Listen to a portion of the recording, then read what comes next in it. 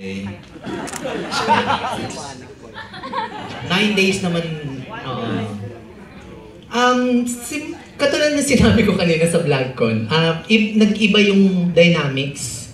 Kasi before, syempre kinakapapa lang yung characters or silang dalawa as Leia and Clark. Nandun yung maturity. Pagdating 7 months ng being together almost every day, nandun na yung closeness, yung sweetness, given naman na yan, on and off. Sabi! Ayun. Cite me a few examples, Direk Antoinette, kung ano yung mga nakikita mong medyo hindi nakikita sa camera. So maybe si Direk Jojo, tapos ikaw pa lang yung papaano Oo. Direk Antoinette.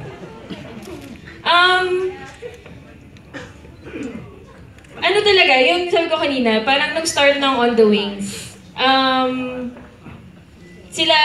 Artista sila, James and Nadine. Pero after 7 months, nakita mong stars na sila. Parang they've grown into stars.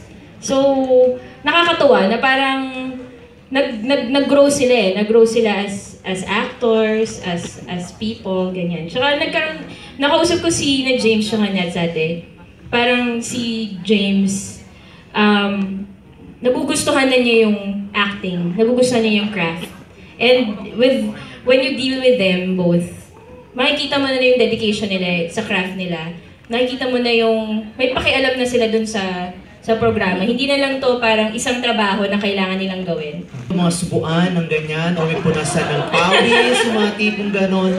Or pag nag-aaway ba, meron nagkukonsol, yung parang, alam mo yon yung mga ganong kilig na... Naku, chika. Naku.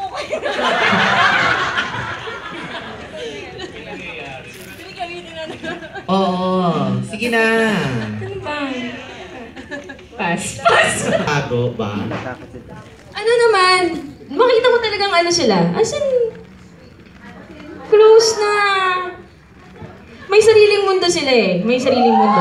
As in, ayun, may sariling mundo sila. Napaka-generic. Direk sa Amerika ba? O lahat, ano?